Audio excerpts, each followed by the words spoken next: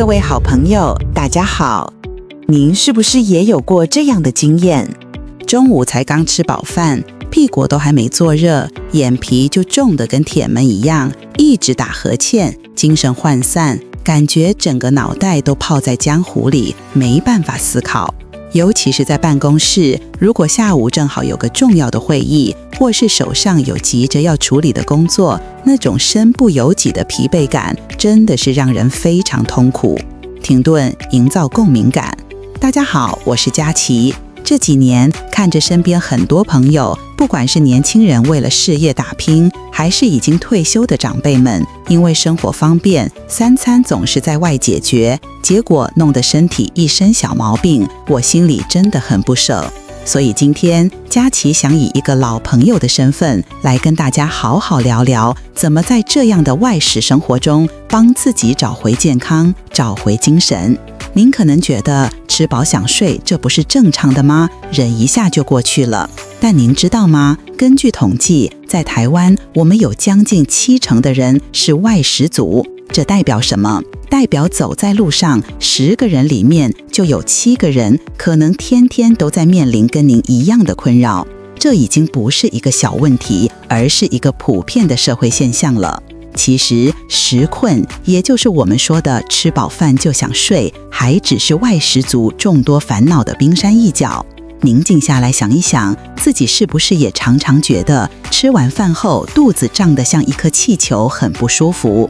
或者偶尔放纵一下，吃了点咸酥鸡，喝了杯珍珠奶茶，结果隔天马上就嘴巴破洞，喉咙痛，感觉整个人都上火了。这些恼人的小毛病，其实都是身体在跟我们发出警讯。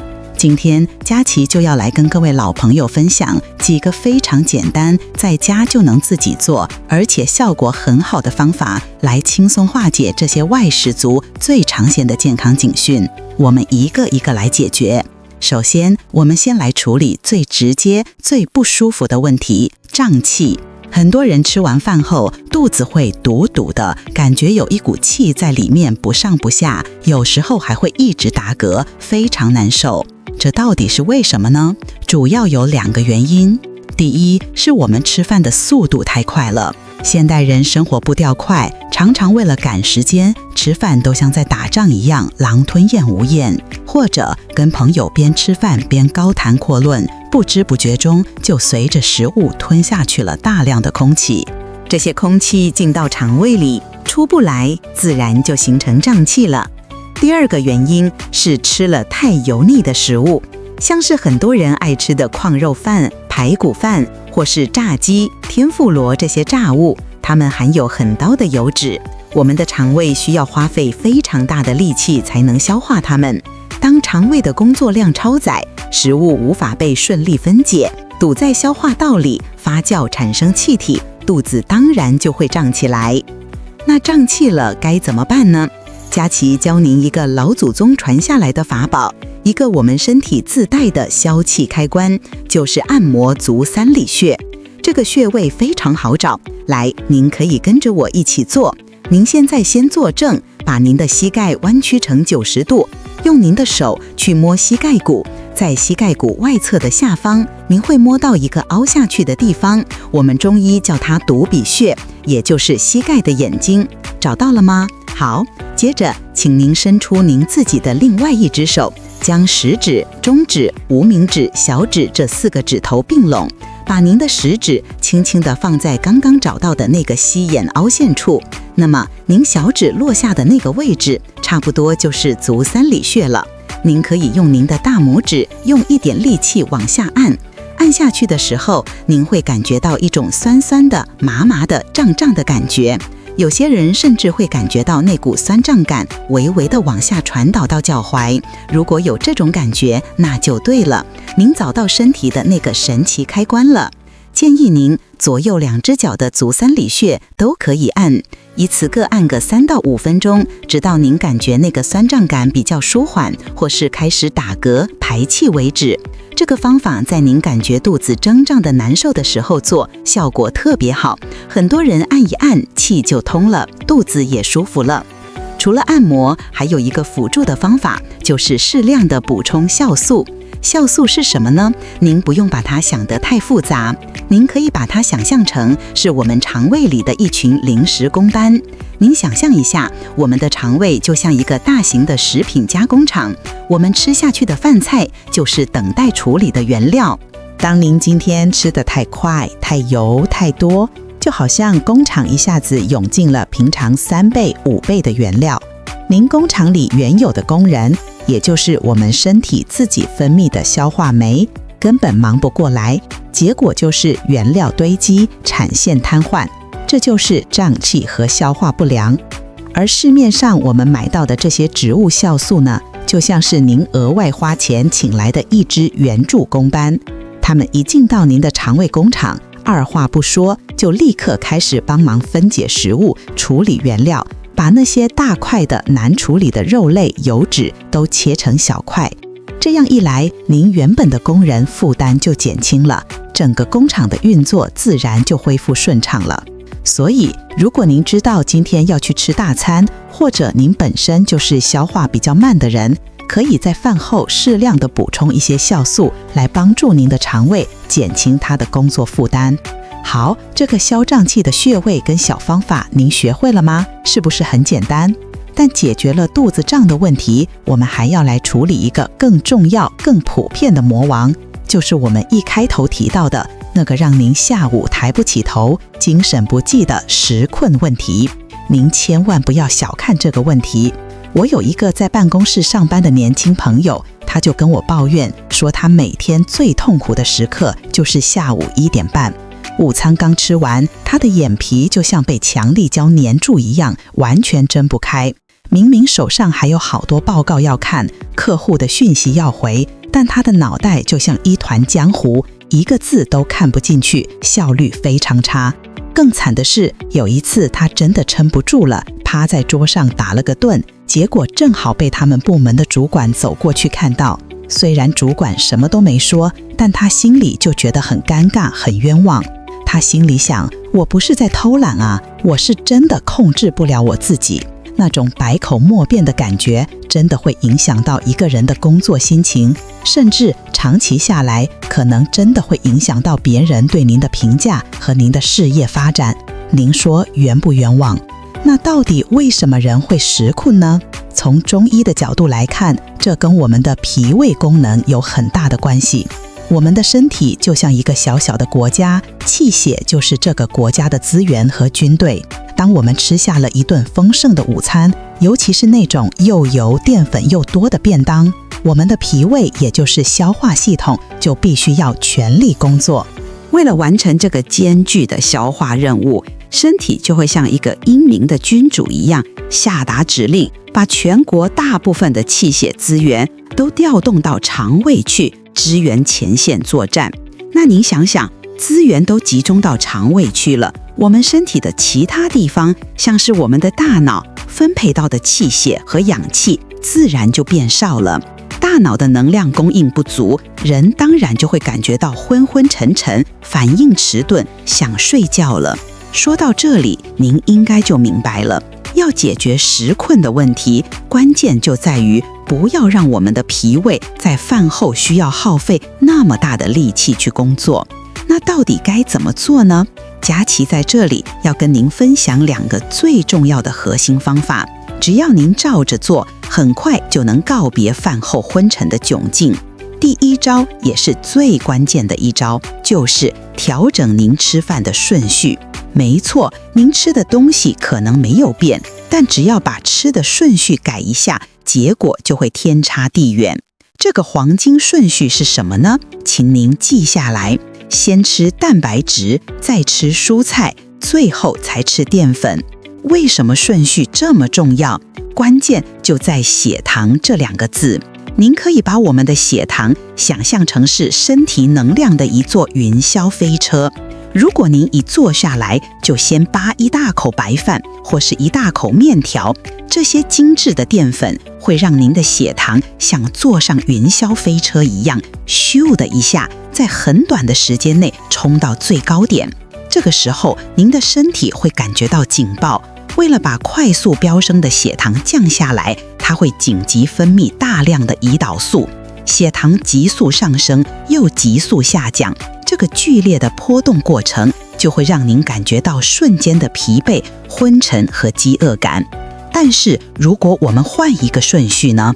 如果我们先吃蛋白质，像是便当里的鸡腿、排骨、卤蛋、豆腐，然后再吃大量的蔬菜，这些蛋白质和富含纤维的蔬菜，它们就像是我们在坐云霄飞车前先铺在轨道上的缓冲垫，也像是绑在我们身上的安全带。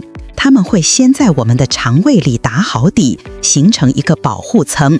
当后面的淀粉，也就是米饭和面条进来的时候，它们被消化吸收的速度就会大大的被减缓。这样一来，我们的血糖就不会再是暴冲式的飙升，而是会像坐摩天轮一样缓慢而平稳的上升。精神平稳了，您的精神状态自然就安稳了，不会再有那种突然断电的感觉。我们来举一个最常见的台湾排骨便当做例子，您马上就明白了。错误的吃法是什么？很多人拿到便当，是不是第一个动作就是夹起那块香喷喷的排骨，然后配着一大口白饭，大口大口地吃下去？或者是先把最下饭的酸菜菜脯跟饭拌在一起，吃得津津有味，把饭吃掉一半了，最后才象征性的吃几口旁边的配菜。这就是大部分人的习惯，但这就是让您下午想睡觉的元凶。那正确的吃法应该是怎么样呢？从今天起，我们换个方式来享用这个便当。便当打开，如果今天店家有附汤，先慢慢地喝几口热汤，暖一下我们的胃。然后，请您把筷子先伸向那些不是淀粉的配菜，比如说，先把那块卤豆腐吃掉，把那颗卤蛋吃掉。接着把今天的炒高丽菜、炒青江菜、凉拌小黄瓜这些蔬菜类的配菜全部都吃完。当您的肚子里已经有了汤，有了蛋白质，有了蔬菜纤维打底之后，这个时候您再开始慢慢的一口一口的去享用那块您最期待的美味排骨和底下的白饭。我跟您保证，同样一个便当，用这个顺序吃，您下午的精神状态会完全不一样。您会发现自己不再是那个一到下午就想睡着的人了。这就是第一招，改变吃饭的顺序。很简单吧，只是换个习惯而已。好，接着是第二招，饭后请您不要急着躺下，或是一动也不动地粘在椅子上。我们中医有一句古话叫做饱食即卧，乃生百病，意思就是说，吃饱饭马上就躺着是很多疾病的根源。因为食物还堵在胃里，您一躺平，不但影响消化，还容易造成胃食道逆流。同样的道理，吃饱饭后马上就坐着不动，开始滑手机、看电视，也会让您的肠胃蠕动变慢，气血都淤堵在腹部，人就更容易昏沉。所以建议您午餐过后可以站起来，在办公室或家里附近慢慢地走个5到10分钟，或者去帮自己倒杯水，去阳台站一下，让身体有轻微的活动，这样可以帮助肠胃蠕动，促进消化，气血循环顺畅了，您的精神自然也会比较好。这2招您记住了吗？改变吃饭顺序，饭后稍微走动一下，就这么简单，就能大大改善您食困的困扰。讲完了胀气和食困，我们再来聊聊外食族另一个常见的问题——上火。我身边又有一个朋友是个摄影师，工作很辛苦，常常靠吃美食来犒赏自己。他前阵子就跟我说，他周末跟朋友聚餐，连吃了2天的咸酥鸡、麻辣烫，还喝了好几杯手摇饮。结果到了星期一不得了，嘴巴里破了2个大洞，喉咙又干又痛，整个人非常难受。相信这种经验大家或多或少都有过。这些油炸的、辛辣的或是太甜的食物，在中医看来都属于比较燥热的性质。偶尔吃一下没关系，但如果经常吃或是短时间内吃太多，就好像在我们身体里犯了一把火，很容易就会出现我们说的上火症状，像是嘴巴破、长痘痘、便秘、口干舌燥等等。而且长期让身体处在这种慢性的发炎状态，还会加速我们的老化。那如果不小心吃多了这些燥热的食物，有没有什么补救的方法呢？当然有，佳琪今天就来跟大家分享3款堪称神级的降火解腻饮料，您可以在家自己泡，简单又好喝。第一款是大家很熟悉的菊花茶。菊花，尤其是白菊花，它有很好的清热解毒、降肝火的功效。如果您是那种工作压力比较大、常常熬夜、眼睛干涩、容易烦躁的人，就非常适合喝菊花茶来帮自己降火气。第二款是山楂茶。山楂最厉害的功效就是消食化积，特别是针对吃太多肉类、太油腻所造成的消化不良。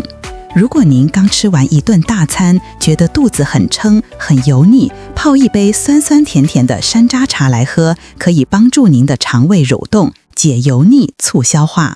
第3款是台湾人夏天很爱喝的青草茶。